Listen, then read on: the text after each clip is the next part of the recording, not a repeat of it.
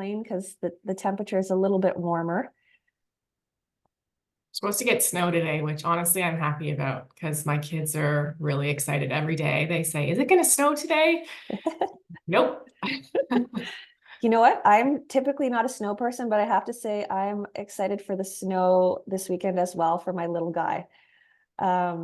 Never thought I'd be saying that, but things change, I guess. Yeah. All right, we're just going to give it one more minute to let a couple more folks stream on, but we're looking forward to today's conversation. See a couple of familiar names from last week's session. If you were on last week's session, hopefully you got our note this week for the new date from last week's Ask the Expert. We'll be doing that in May again with Michael this time. Oh, great, Jen, you got that. Perfect. Yeah, it'll be an awesome session. All right, I'm going to get going because we've got a full agenda for today. So welcome everyone to our webinar on how to combat overwhelm. Thanks so much for joining us. As always, we will be recording this and sharing this out after. So if a scheduling conflict has come up, not to worry. And as well, if you've missed any of our other sessions, you can always find that on our On the Airwaves section on our website. There's lots of videos, resources, and past webinars. My name is Shelby Brown, and I'm the Director of Client Services here at the Roundtable. I'll be your host for today. So we at the Roundtable are committed to making an impact, and as part of our own commitment to ongoing reconciliation, in January of 2022, we actually partnered with an organization called Inspire. Inspire is a national Indigenous registered charity that invests in the education of First Nations, Inuit, and Métis people for the long-term benefit of these individuals, their families, and communities in Canada. The awful discovery of 215 Indigenous children buried in mass graves in Kamloops, BC back in 2021 deeply affected us. So to honor the legacy of the Kamloops 215, we're striving to provide 215 university scholarships over the next 5 years. And actually, we just got a recent update. And as of today, we are at 30 odd students sponsored through scholarships. So we're very excited with that. As part of my own work as an ally, I now want to say a land acknowledgement for where I'm currently residing. I respectfully acknowledge that in St. Catharines, we are on the traditional territory of many nations, including the Anishinaabe, Haudenosaunee peoples, many of whom continue to live and work here today. Before we get started into the juicy stuff, a few housekeeping items. Like I said, we are recording today's session, and you'll receive a link with this recording, as well as some tips following.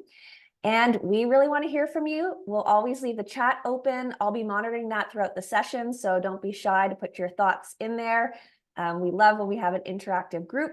The Q&A will also be open. I'll be monitoring that, so feel free to pop in your questions at any time. No need to wait to the end of the session, so keep those questions coming. For those on the call who are new to us, we are the Roundtable, and we just celebrated our Sweet 16 years in business. And we're a company that helps leaders navigate change, disruption, and growth by building the mindsets and behaviors that matter most. So we help leaders and teams thrive in times of growth, disruption, and change through our unique peer-to-peer and team coaching guided group mentoring programs. I would now like to introduce Ashley Michael, my co-pilot today. Ashley is a senior coach at the Roundtable and brings over 15 years of HR and leadership experience, as well as a proven track record of improving performance to her coaching work with clients. Ashley is an accomplished facilitator, having led numerous workshops, leadership training programs, and group coaching programs. She's a polished presenter. Ashley has spoken at leadership and HR conferences, as well as hosted webinars on a wide variety of topics, like our one today on overwhelm. She's also energized by one-to-one conversations and empowering people to make positive changes in their lives. Before we were lucky enough to have Ashley at the Roundtable, she spent 11 years at McLean & Company, an HR research and consulting firm, helping hundreds of clients resolve their employee engagement challenges. After years of working with HR leaders, frontline managers, and executives, her interest in leadership development continued to grow and led her down the path of coaching. So, enough about the upfront pieces. Ashley, I'll pass it over to you, and we'll get going with our topic of overwhelm. Awesome. Thanks so much, Shelby, and so great to see everybody here today. So where I would like to start is by setting the stage about what we do here at the Roundtable. Shelby gave you a little bit of information about it, but I just want to go into a little bit more depth. So I want to talk a little bit about how we see the future of leadership and how we built this concept into all of our programs. So whether you're looking for development for yourself or looking for development for others, the reality is that most leadership development stays too shallow. We often have companies coming to us to say, we need leadership training. So that's often where we find new people. They find us and they say, we need leadership training. And then when we talk to them about why and what they really want, what they're looking for is leaders to be taking better accountability, being more engaged, and being more effective.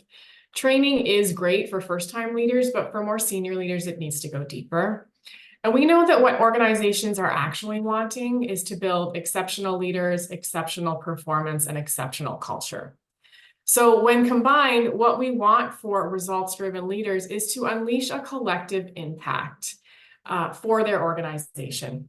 Gone are the days of this heroic leader where this person is all-knowing and everything to everybody. And given the expectations on leaders, they can't be everything to everyone. So organizations really need to think about how do we unleash the collective strengths of all people within the organization, all levels of leadership. And that's our focus at the Roundtable throughout all of our programs. And of course, that's a little bit about what we'll be talking about today. As leaders, we need to be aware of when we're trying to do much really as a single person and when we need to unleash the collective. So high level, this is what we're going to cover today. We're going to talk about what's going on in the world of leadership, specifically with overwhelm. We'll talk about what can cause overwhelm and what you can do about it, give you some tips. And then at the end, I'm going to share some info, and so will Shelby, about our Roundtable for Leaders program and how that specifically builds skills to ultimately combat overwhelm. So recently, we released a trends report on which ultimately was the 5 top trends facing, or the top trends facing your key talent and what to do about it, the issues that the key talent is facing. And so here are our top trends that we released.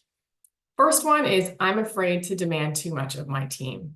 So in a post-COVID world, how do you find that balance between being compassionate and holding people accountable? Next is, I'm overwhelmed, and overwhelm in the office is nothing new. It's also not going away. We've got to find different strategies to combat it, and we'll be talking about that obviously today. Where is the love is our third key trend, and the mantra of it's lonely at the top is something that gets repeated and repeated, and yet it's also lonely in the middle. So whenever you're in the middle and you're on your way to the top, that's also a lonely place to be. What are the priorities? Today's rising leaders aren't certain what they should be putting their time and energy into, and they're really looking to that C-suite to help them identify what are the priorities that are important for them and their teams. And then lastly, this idea that teams are in a constant state of flux and it's really killing productivity. So leaders need to know how to keep their teams really working at a high-performing level, despite all the changes that are being thrown at them all the time. So if anyone is wondering where to find this report, go to our website, which you can see on the left bar there, Go Roundtable, and you'll be able to see a banner and download this trends report there. But today, of course, what we're focusing on is overwhelm, which when you think about it is sort of a culmination of all of those trends together. And when they all happen at once, it can be very overwhelming for leaders. So according to research by Gartner, 76% of managers say their leaders are overwhelmed by the growth of their job responsibilities. I should specify HR managers say their leaders are overwhelmed. And 51% of managers say they're juggling more responsibilities than they can handle. So the struggle is real. Jobs are becoming less and less manageable. And I'm sure that this is one of the reasons why you guys are here today. But what we would like to do now is actually get a sense of how you're feeling in terms of overwhelm. So I'm going to get Shelby to launch our poll now. What we'd like to know is, on a scale of 1 to 10, how overwhelmed are you feeling? So you can see the poll up there. And it might not be specifically workload. It could be, like, often that's where overwhelm comes from, but it could be difficult relationships. It could be impending changes or current changes or the economy or feeling stuck in your career or many of the other things that kind of culminate into that feeling of overwhelm. Okay, I'm seeing the results here. Lots of 8s, lots of 9s, 1 or 2, 1 5. So we've got some people who are feeling a little less overwhelmed, and largely the group is definitely feeling more on the overwhelmed side. So I guess you're in the right place, because that's what we're here to talk about today. So there are many reasons that you could be feeling overwhelmed. And from what we know about working with leaders, there's usually a pretty good mix of things that are out of your control. Like, this is something that things are happening to you within your organization, and that is definitely true. But there also are things that are inside your control. And at the roundtable, our job is to bring awareness to those things that could even be just a teeny little bit inside of your control. So where we often like to start when we talk about what is in your control is by talking at a very high level about the neuroscience of leadership. And I'm definitely not a neuroscientist, but what I do know about our brains is that they're designed to keep us safe and conserve energy. So ultimately, they're lazy, like this cute little kitten. And one way that the laziness shows up is that we default to patterning the world around us. And part of what patterns happen, or part of that patterning, is building habits. We all have good, helpful habits, and we also have not so helpful habits. And unfortunately, the brain is really agnostic in creating habits. So it is just as likely to create good habits as it is to create not so good habits. And the reason that I'm telling you this is because what you might not realize is that your brain has created some habits that aren't serving you as well. And when threats occur, so when work starts to become really overwhelming, there's large-scale organizational changes, maybe there's layoffs, maybe you're being forced to take on extra work as a result of layoffs, or even just the regular old realities of being in the competitive workforce. The area of our brain called the amygdala, which is the part of the brain that is responsible for that fight, flight, freeze habit response, that's what kicks in. So what you could be doing that could actually be causing overwhelm is you're doing things that you're not realizing are contributing to your overwhelm. So what I'm going to do is talk about 6 potential personas that, while they all have very many positives, they also can lead to overwhelm. And as you're listening, I just want you to see if you can hear yourself, if any of them resonate with you. And at the end, what we will do is I want to, if people are comfortable, come off mute and share a little bit about which ones resonated with you and maybe how they get you in trouble. So I would love to hear from a couple of people. So the first persona is maybe you're a team guardian. So maybe you're somebody that cares a lot about the team and everyone on it. You want the best for them, and you never want to negatively impact them in any way. So you'll shelter them from bad news or anything that would upset them. You also feel bad delegating or asking them to do anything that you think they won't like doing or won't feel is benefiting them. So in many ways, this is, of course, good that you're looking out for your team and that you care about your team a lot. It's admirable and it's nice. But as you can imagine, of course, there's a flip side to being a team guardian. So like we say, when it comes to strengths, an overdone strength becomes a liability. So if this is resonating with you, if this is who you are, then you're also probably keeping way too much on your plate that could be delegated. And one way to look at this is to consider what development and problem-solving opportunities could your team be missing out on because you're sheltering them from too many things. So if this is resonating with you, I want you to think about, what can you delegate? What are you sheltering your team from that could maybe put them in a better position for growth? The next one is perfectionist. So maybe you're a perfectionist. You have very high standards, you feel a deep sense of responsibility for the work that you're doing, and you want to make sure that absolutely no holes can be poked in anything that comes out of you or your team. Maybe you don't feel like anyone on your team is quite ready to take on anything that you're working on, so you just kind of keep it close and you make sure it's done at 100%. And of course, it is really good to have high standards, and it's really good to turn out excellent work. But what is the cost of that to you and your team? So minimally, it's probably overwhelm. And similar to that, the last one, if this resonates, I want you to think about, what do you need to do to get someone else up to speed? And when can they start doing that? So if you're feeling like nobody on your team is really ready, well, how will they become ready, and how will you know that they're ready? Also, what's the worst case scenario if something isn't done at 100%? So just some things to consider. So much can be learned from mistakes and failures. And while it's painful to watch others not perform perfectly, it is a good way for them to learn. So thinking about those pros and cons and how much you can give up is something to consider if you tend to be a bit perfectionist. Okay, next persona. Maybe you're a creative luminary. You have lots of good ideas and you don't like to stay focused on one thing for too long. You get bored easily. You prefer to bounce around. You know what your priorities are, but it's really easy to get distracted and focus on the work that gives you a lot more energy. You might even think you're a good multitasker. Actually, we'll get a little bit more into multitasking in a few minutes. But I'm willing to bet that many of you are kind of thinking, yep, I've done this before. I did this yesterday. Personally, I did this yesterday. So you look at your calendar for the day and you kind of think, what do I need to do versus what would be much more fun to do? And then, that gets you in some trouble. So the downside of being a creative luminary is that you're doing a lot of work. The work isn't stopping. There's a lot happening, but you're not focusing on the biggest impact work, which means that there's just a lot to do.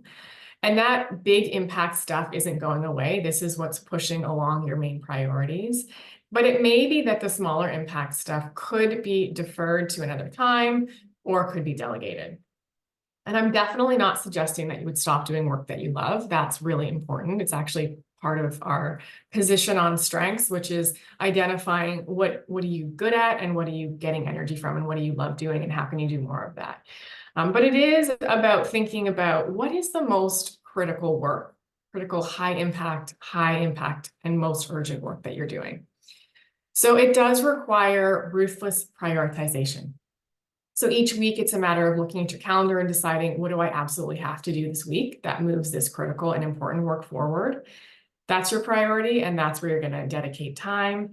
And then from there, it's about decisions around, well, what am I getting energy from? What do I want to keep because I love it? What can I delegate or defer because it's not as enjoyable to me?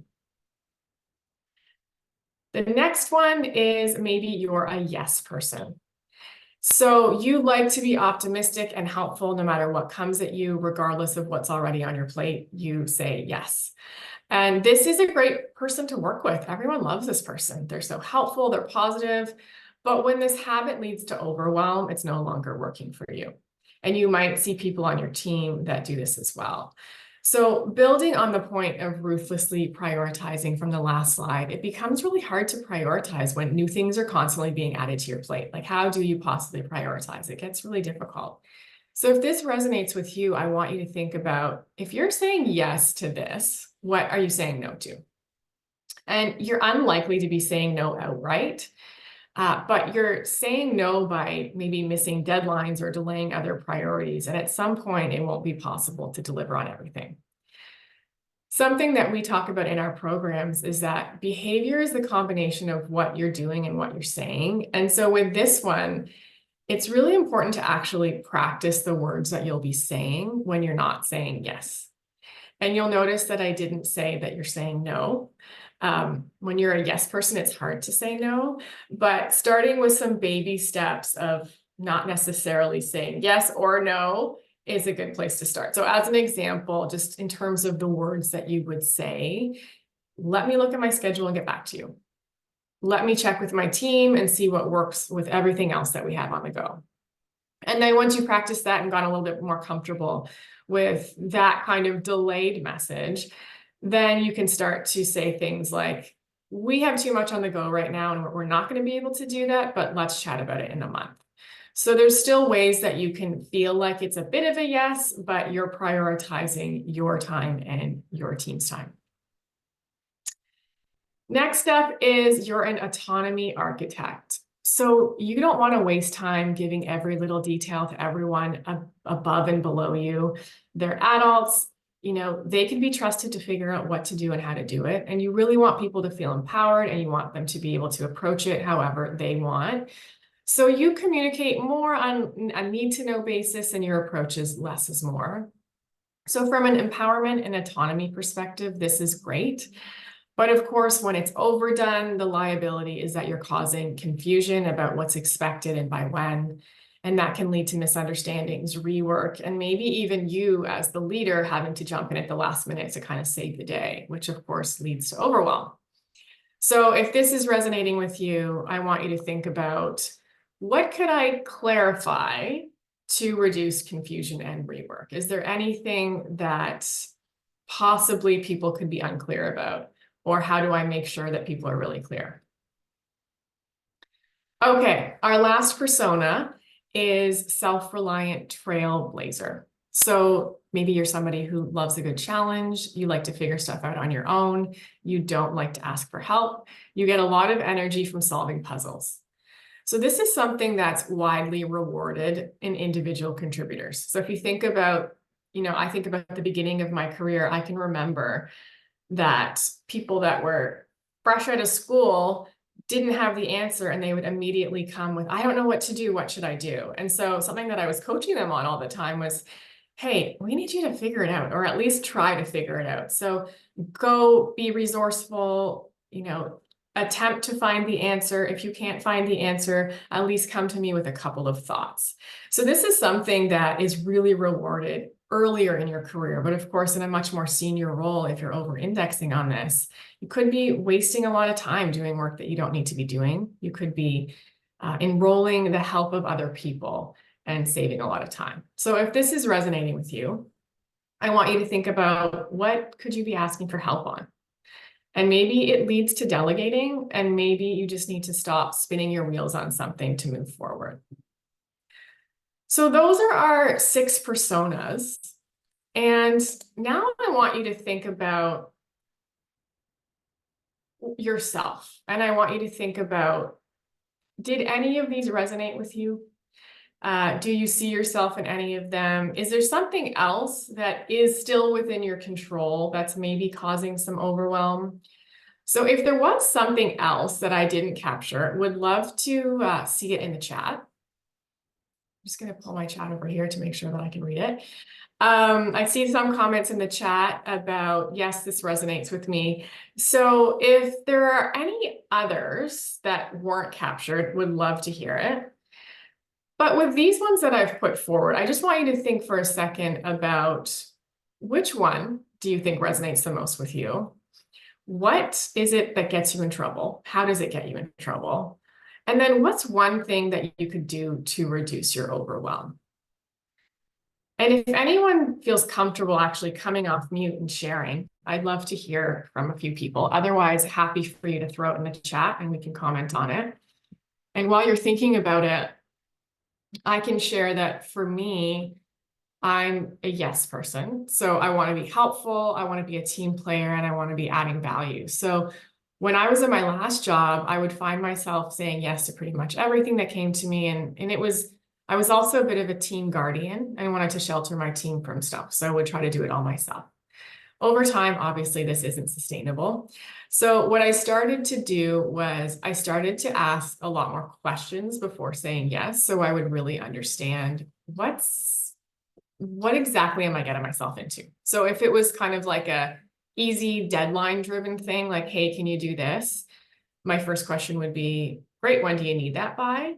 And then that would help me to understand, how do I prioritize this amongst everything else? And if it was like a bigger, more strategic idea, I would really dig a lot deeper to understand, well, what's the ideal outcome and who's going to be involved and what's the proposed launch time? And that just gave me a chance to make more of an informed decision before jumping in. So now that I've given you a chance to think about it, does anyone want to share? I know for me, Ashley, I definitely self-reliant trailblazer for sure resonates with me. I've been trying to work on delegation, I feel like, since I've joined the round table. I know quite a few of our program participants, that's a common behavior that they're trying to work on as well. But I think, you know, even if you've got a great team, you feel bad sometimes delegating, which is not helpful. You kind of take on a little bit of that team guardian. I know you touched on that too. I feel a little bit of combination of team guardian / self-reliant trailblazer, but in the end, you know, that doesn't help you or the team. So I'm Yes. still working on that. I don't have the I don't have the answer. I know what I should be doing, but that's for me what is resonating. Yes. And that is the reality of this. As I was talking about earlier, these are habits. These are things that over time have really worked for you. Probably self-reliant trailblazer. My guess is that you're pretty independent, Shelby. You like to do things on your own. And that's probably really been rewarded throughout your career. So that's hard. That's a hard one to shake. And all of them are hard ones to shake when they're habits that are really important for you. Behavior is very hard to shift, that's for Yes. sure. Yeah, exactly. Okay. So next, I just wanted to touch on the idea of multitasking.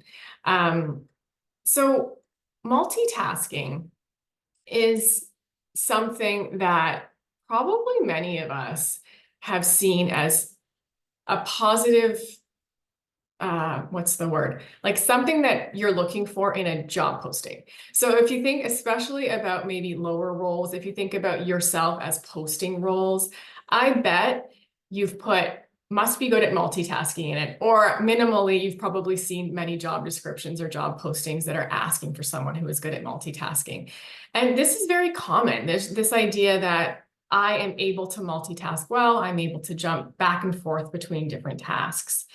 And you might think that you're a good multitasker, but what we found is that it's actually impossible to avoid a decrease in performance. And multitasking really splits the brain into as many tasks as you're trying to complete, which means that none of it is going to be your best work. So no matter how many things you're doing, it's just sort of decreasing performance the more and more things that you're doing. So I thought we could do a very unscientific exercise to hammer home the point that multitasking is a myth. So here's the instructions.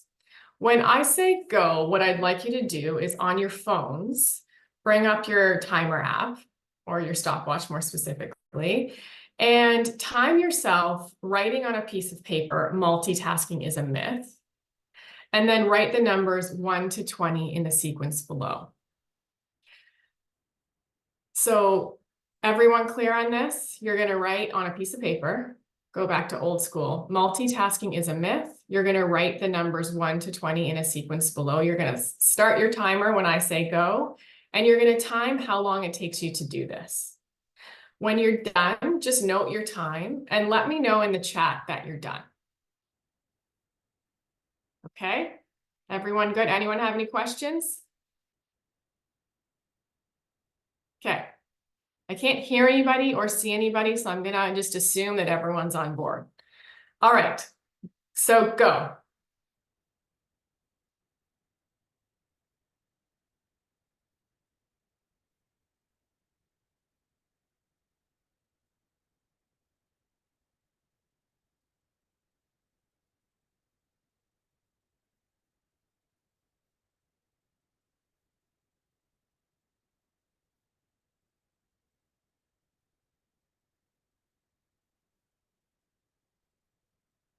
Awesome. Okay, we got some people doing it. Awesome.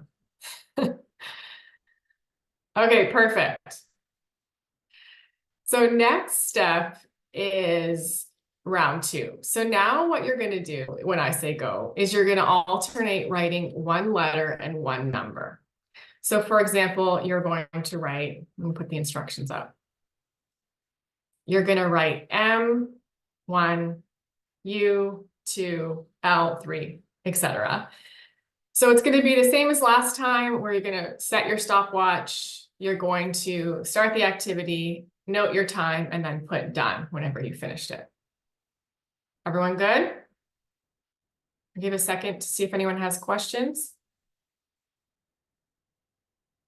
I don't see any questions coming in the chat. Good to go. All right. Awesome. Okay, go.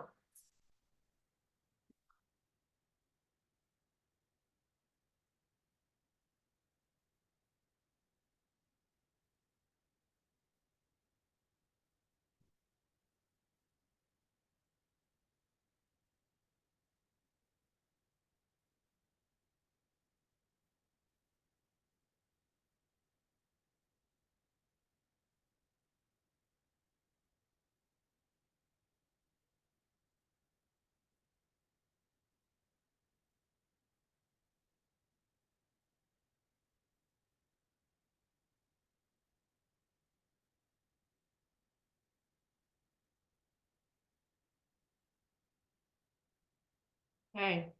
Jennifer's done. Melanie. Okay, Laura Lee. Gail, nice. Okay. So would be interested to hear. Alan gave up. Okay.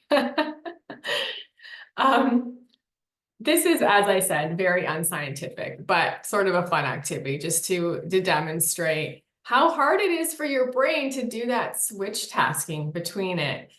Almost forgot how to spell multitasking. Yes, absolutely. So what did you guys notice when you were doing that? How much, and I'm also interested to know how much longer did it take you? Just if you actually timed it and you wrote it down, how many more seconds? Did anyone write that down? Yeah, Laura Lee needed a lot more concentration. Yep, okay. 15 seconds more, twice as long. Yes. Totally. So it's, yeah, about double the amount of time for when saying 26 seconds versus 57 seconds. Yes. And so the point here just is that when you are jumping back and forth and constantly doing something, when you're constantly doing something, it feels like you're continually making progress. But I'm willing to bet that part of why you're overwhelmed is actually that you're jumping around and you're doing so many different types of tasks. And that's the other thing to keep in mind is that it's not just that it's different tasks, but it's different types of tasks. So maybe you're trying to do something creative and then you're jumping into something more strategic where you're in a meeting and then you're jumping into a brainstorming session. So we're really spend a lot of time jumping all over the place. And so here, you know, what's the solution? Ultimately, is kind of what it comes back to. And this is not new, but time blocking when possible. And also just understanding and coming to terms with the fact that multitasking is a myth and it doesn't work. So where possible, figuring out how can you really dedicate time, especially to those higher priority important tasks. How can you dedicate your time to those things? I know that for me, when I have 30 minutes between meetings, that often goes to waste for me because it's so hard to jump between tasks and try to like really make good use of that time. So just to kind of close off our conversation on overwhelm, there's a couple things that I want you to be aware of and kind of think about. And also just think about some of the suggestions that have come up already. So as we were talking about the personas and I was talking through, hey, here's some questions to ask yourself. Those are good ideas for you to kind of deal with in the moment. They're a little bit more tactical, like what could I be delegating? What could I be deferring? What could I be doing to help myself when I get stuck in these habits and kind of when I get in these mindsets? So here's kind of more systemic ways to think about dealing with overwhelm. So first is deepening self-insight. When people really understand themselves on a deeper level, they know their own values, their strengths, they're better able to manage triggers and value rubs when they come up. They're more likely to notice those old habits because they're more aware of them. So when those old perfectionist habits pop in or team guardian pops in, if you have more self-insight, you're probably going to pick up on that a little faster and you're probably going to be able to course correct a little faster. So deepening self-insight is such an important one, probably the most important one. The next one is deepening team insight or direct report insight. So when you know more about the values and the strengths and the preferences of your team, you can maximize everyone's strengths to create that collective that I was talking about at the beginning. So for example, on our team, I have two colleagues, and they often work on RFPs together. So one of them is really good at skimming documents, picking out the most important information, and getting started. She's like a quick start person. The other really struggles with that getting started piece, and she could sit and look at this document for hours, and it's 20 pages, and she gets really stuck into the weeds of, oh my gosh, I need to know every single detail. What if I miss something? So she's not great at getting started, but what she's really great at is writing. So she provides the well-written, really detailed answers, and she's really good at actually doing that final review. So they play off of each other's strengths and really minimize that time spent on the harder part for them. So this is about getting away from going it alone to becoming really in it together. And then the third is deepening peer insight. So when you're developing a broad peer and external network, external or internal, either way, developing a broader network gives you places to turn for answers when you can't solve it yourself and you can't take it to your team. So when I think about the self-reliant trailblazer, that person could really benefit from the peer insight, the broadening of a network, because when you really realize that you're kind of stuck or you're spinning your wheels, that's when you can turn to others for help. So that brings us to the last part of the webinar. These are all skills that ultimately are created and built in our Roundtable for Leaders program. So we just wanted to tell you a little bit about that program and how it sets leaders up for being more resilient and less easily overwhelmed. So our Roundtable for Leaders program is impactful both personally and organizationally. Personally, participants leave the program with increased confidence, increased self-awareness, improved and increased coaching skills, understanding of what is coaching and figuring out how to use it with their teams, a clearer vision for their longer-term career goals, a better ability to meet the challenges in their role more easily because of that increased self-awareness and ability to be more resilient, and increased satisfaction in their current role. The organizational impact is increased feelings of engagement with the organization, a bigger professional network, improved relationships with colleagues, and an increased ability to leverage key relationships across the organization. And this results in leaders being better able to lead and manage others, which is, of course, both the personal and organizational impact. And based on everything that we've talked about and that we know about increased self-awareness, we know that increasing self-insight, being able to coach and ask open-ended questions, improving relationships with colleagues and better networks, just to name a few of those, they all help with combating overwhelm. So here's just a visual to show what the program experience feels like for participants. So this is an 11-month-long program. It allows for lots of times for learning, practicing, reflecting, and trying something new. As Shelby said, behavior change is hard and takes time. So we know that it does take this long. If someone wants to just tweak one behavior, we will spend an entire 11-month program working on the one behavior. And that's how long it takes for habits and understanding to kind of change and for people to figure out what's working for them as they're looking to just tweak those things. So throughout the 11 months, there's 8 group sessions. The group sessions are 3 hours each. There's also 5 one-on-one coaching sessions. And there's a number of meetings between the coach, the participant, and the manager. So the program kicks off by focusing on self-insight. You see that bottom left corner where it says learn about yourself. This is where we start. Participants complete an LEA 360. It helps them to understand how others perceive them. Then we get really specific about what is that one leadership behavior that if they just improved a teeny little bit would have a big impact on them for their careers. And we call it the big bang for the buck behavior. So from there, once I've identified what is this one behavior, then they go out to their network and they enroll others, their manager, their peers, their direct reports, and they talk about, hey, this is what I'm going to be working on. And what could I be doing to do more of this? So they get information from the people around them, and that helps them to craft a plan. with the involvement of all of these people that they work with on a day-to-day basis. And this process of figuring out what is the behavior takes the first couple of months, so 1 to 2 months.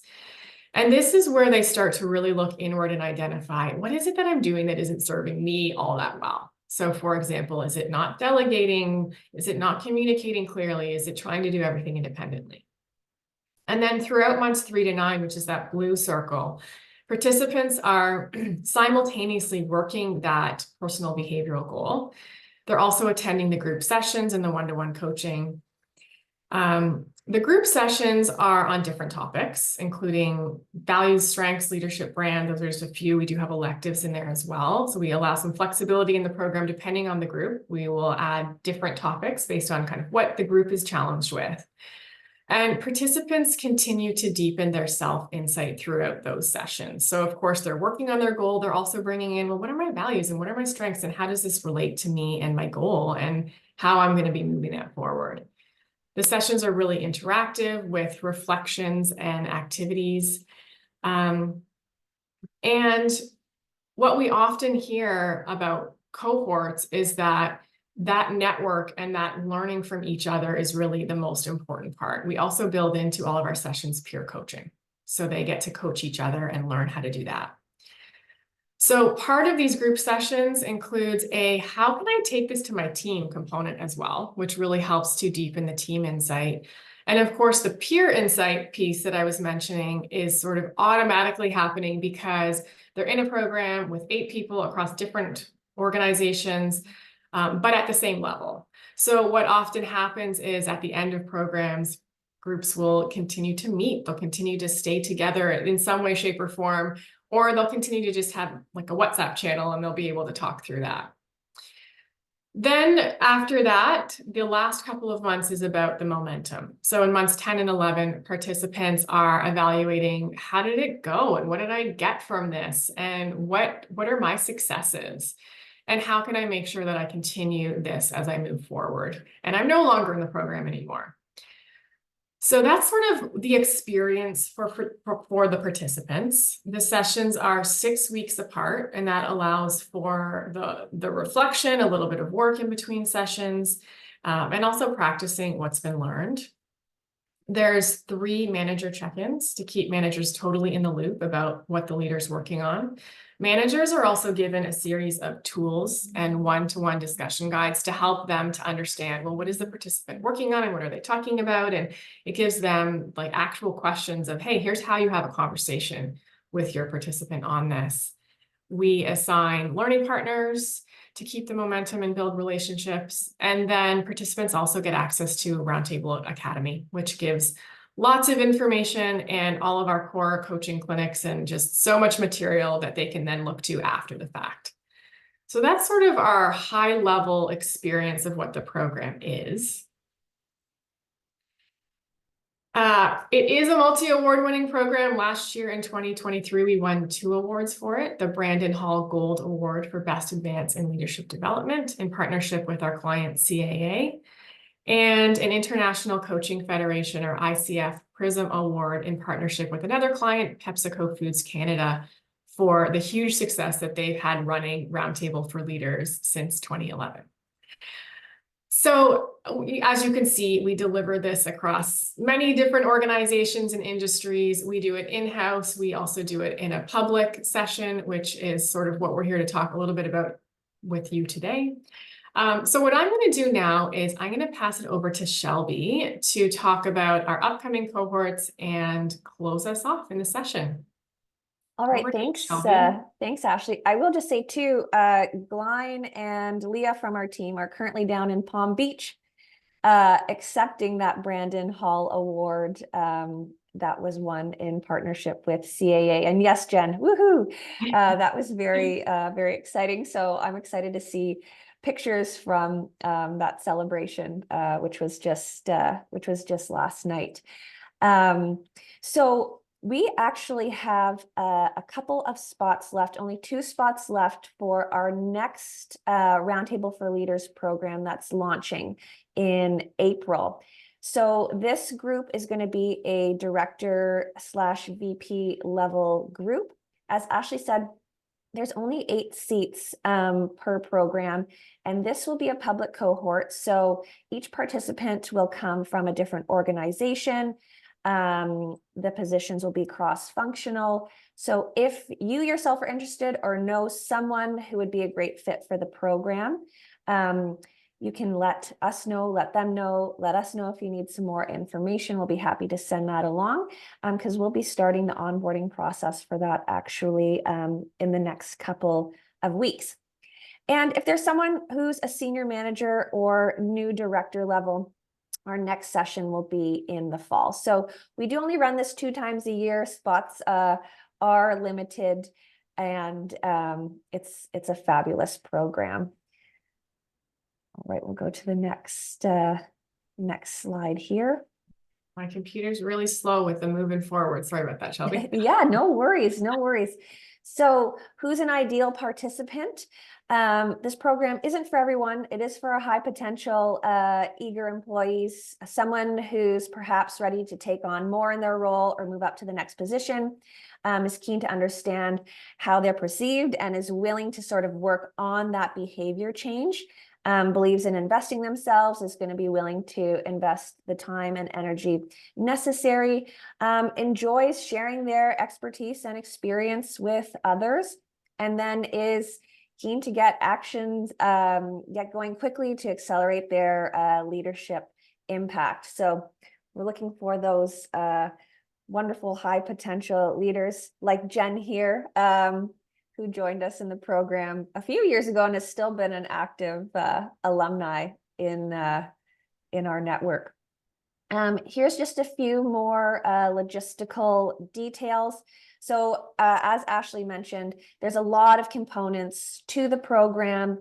It is multifaceted. So you have the group sessions, you have the one-on-one coaching, you have an external peer community, you have extra resources, and the cost for that is $97.50. So it is, compared to other competing programs, it's a great deal for what's included. And like I said, if you need any more information or know someone that might be a good fit or interested yourself, you can send me an email following this session. There's my email there. Happy to connect there or hop on a call to discuss further. And I'll actually pop in the chat. I have a link with just a bit more information that's on our website if you're interested to take a little bit of a deeper dive. But I think that concludes our session for today. So we'll give you a couple minutes back in your day. It was great to have everybody here on the call with us.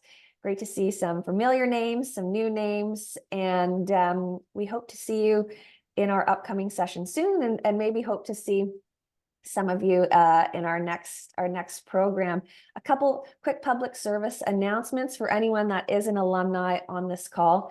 We do have an alumni session that's going to be coming up in March. This will be an alumni exclusive session, so we'll be releasing more details on that shortly. And then, of course, we've got our Ask the Expert calendar series that's always running. Our next session is going to be in April, so we'll send follow-up details for that in our follow-up note.